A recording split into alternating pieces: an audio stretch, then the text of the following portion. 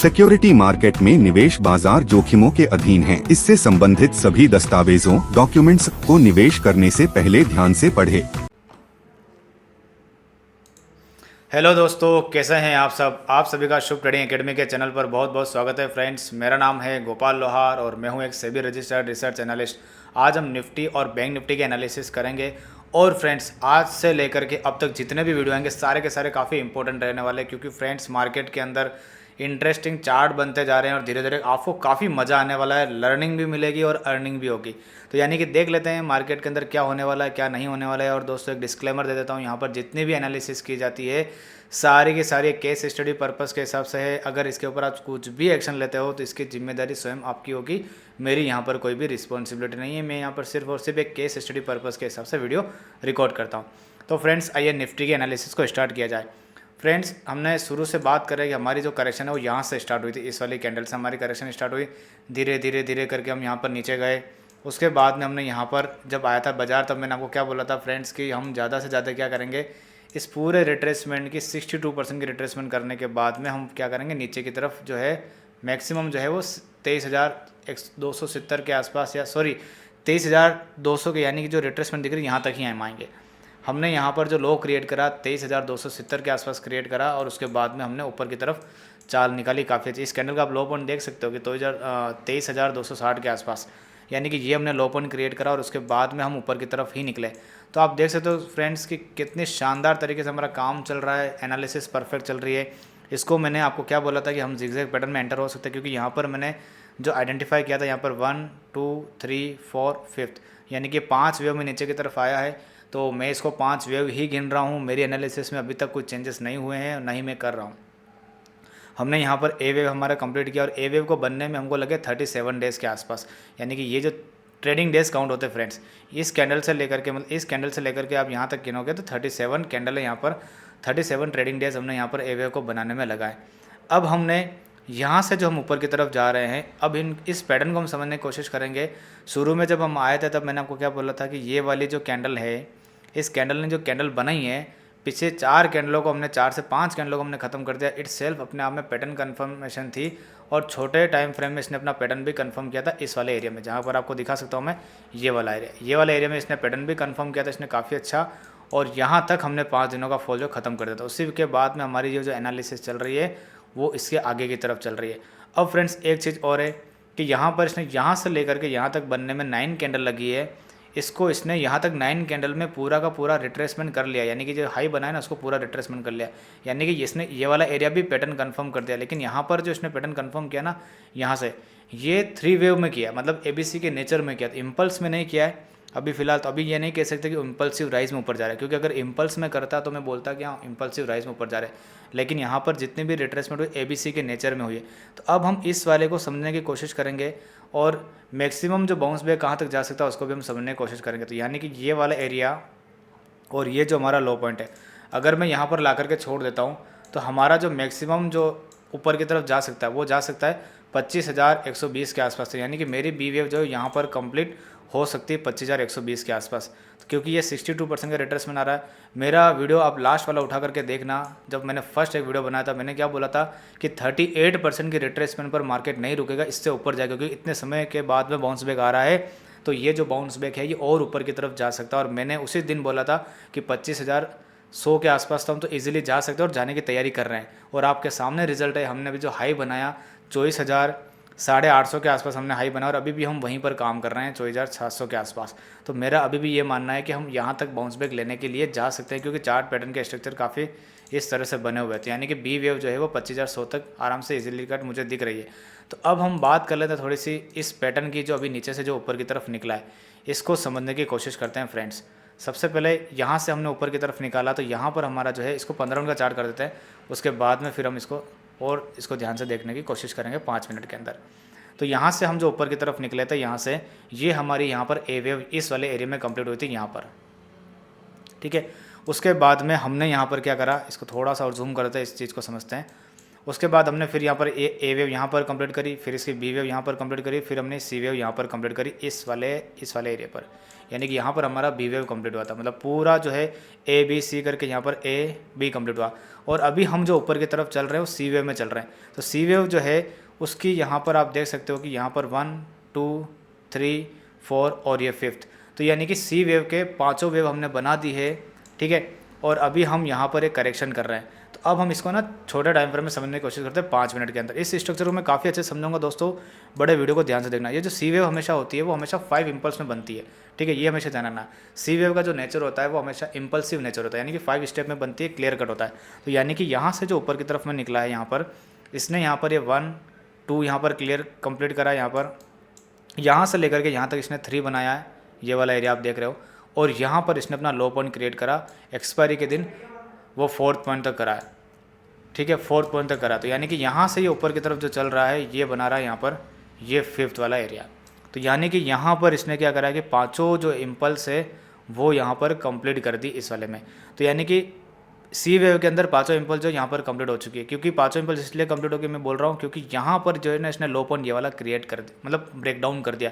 तो यानी कि अभी जो करेक्शन चल रही है वो इस हिस्से की चल रही है, यानी कि ये जो लो पॉइंट है ये वाला हिस्सा और ये वाला हिस्सा, इस हिस्से की करेक्शन चल रही है। तो इस हिस्से की करेक्शन इसने कितनी मारी, 24,500 तक, यानी कि 62% की रिट्रेसमेंट तक। तो यानी कि यहाँ तक हमने क्या करा, इसकी जो है करेक्शन चल रहे हैं।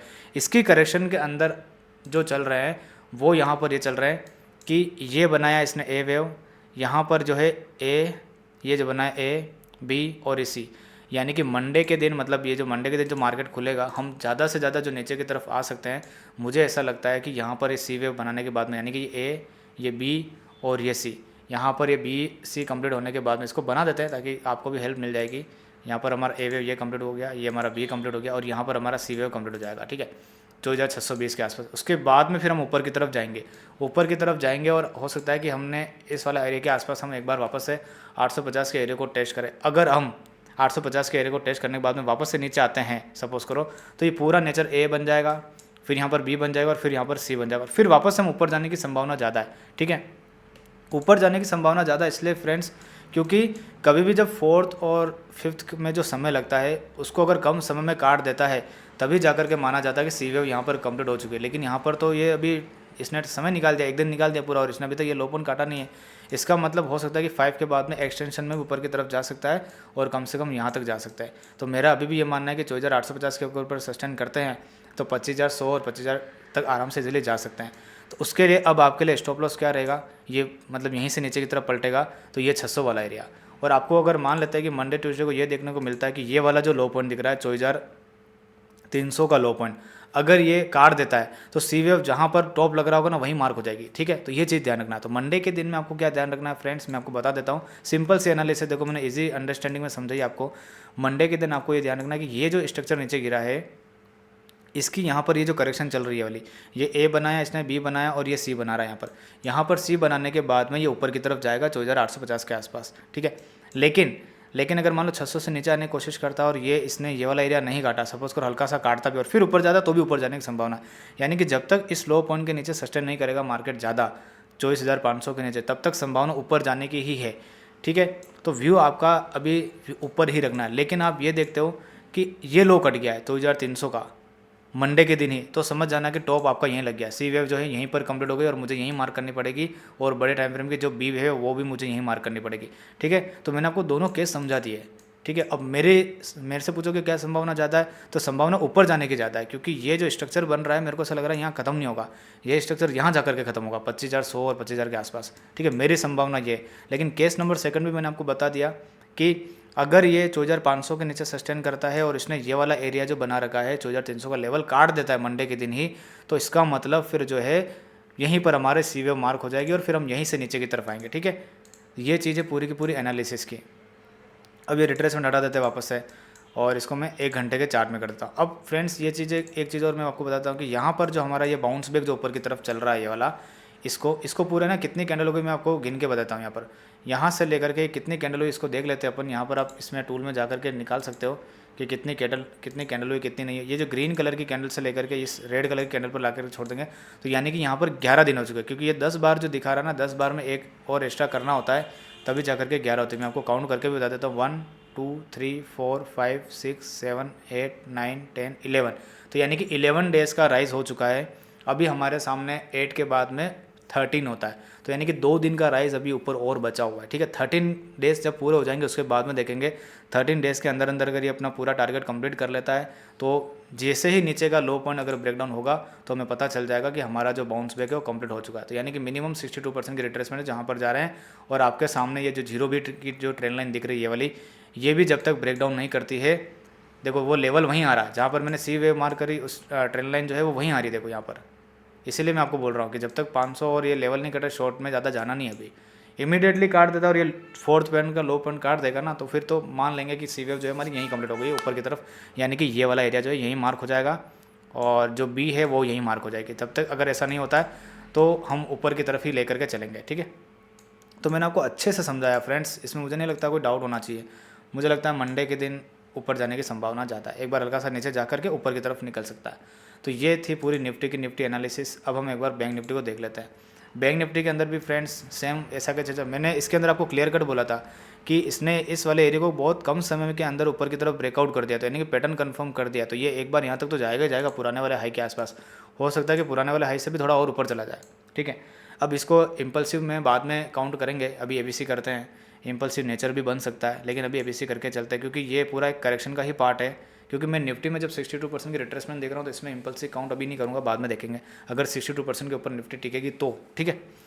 तो इसको एक बार देख लेते हैं कि इसकी जो इम्पल्सिव राइज जो चल रहा है किस हिसाब से चल रहा है। यहाँ से लेकर के यहाँ तक इसने अपना ए वेव कंप्लीट किया था फ्रेंड्स, क्योंकि नीचे स्विंग लो कहीं पर भी नहीं कटा था। तो ये इसकी पूरी बी वेव की करेक्शन थी और अभी हम सी वेव की करेक्शन में ऊपर की तरफ जा रहे हैं। अब सी वेव का एक टारगेट मैंने निफ्टी में भी नहीं बताया, इसमें एक बार बता देता हूँ, फिर निफ्टी में बता देता हूँ मैं आपको। तो यहाँ से लेकर के यहाँ तक अगर आप ध्यान से देखोगे तो 62% तो हमने पूरा कंप्लीट कर लिया, लेकिन अगला जो टारगेट होता है वो 100% के आसपास होता है और 100% आ रहा है 54,600 के आसपास, पुराने वाले हाई से थोड़ा सा और ऊपर वहाँ तक। इसीलिए मेरे को ऐसा लग रहा है कि वहाँ तक तो हम जाएंगे ही जाएंगे एक बार। और अब इसको ना 5 मिनट के अंदर देख लेते हैं एक बार। ये जो सी वेव चल रही है, इस सी वेव के अंदर भी ये जो लास्ट 5वीं वेव जो बनी हुई ना, इसने भी इसको यहाँ पर ब्रेक डाउन किया। मतलब ये करेक्शन का, ये दिख रहा है ना, स्विंग लो जब भी कट जाता है ना तो इस जो राइज होता है ना लो पॉइंट से, उसकी करेक्शन चलती है। तो इसके अंदर आप देखोगे ध्यान से तो A B C, A B और ये सी बना रहा है। सी बनाने के बाद में फिर से ऊपर की तरफ फेंकेगा, ठीक है। तो इसके अंदर भी आप ये वाला सपोर्ट मानते हो, ऊपर की तरफ रह सकते हो, ये वाला एरिया।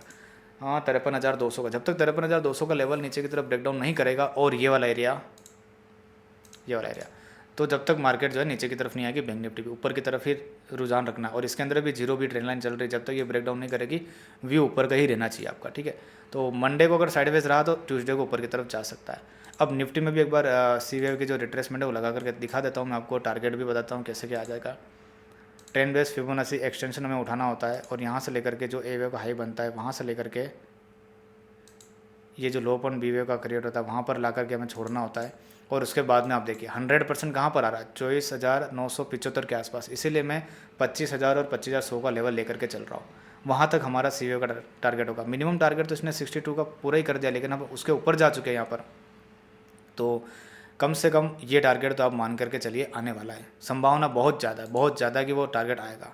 कल को कुछ होता है अचानक से इसको लो पॉइंट को काट देगा तो भी क्यों दिक्कत है, हमें तो कोई दिक्कत ही नहीं भाई। नीचे काटेगा तो भी हम बेच के कमा लेंगे, ऊपर जा रहा है तो हम ऊपर की तरफ में काम कर रहे हैं, हमें तो कोई जीत ही नहीं है। जीत तो वो लेकर के बैठे हुए हैं 22,000 जाएगा, 20,000 पर जाएगा, पता नहीं क्या क्या कहानी करते रहते हैं। मैं तो ऐसा कुछ करता नहीं हूँ भाई। मैंने तो उसी दिन बोला था कि मिनिमम करेक्शन 3 मंथ की चल रही है, बाद में देखेंगे 3 महीने के बाद में क्या होता है क्या नहीं होता है।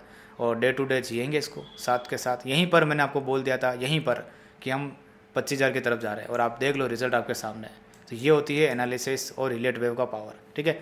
तो मैंने आपको सारी चीज़ें अच्छे से समझाई है।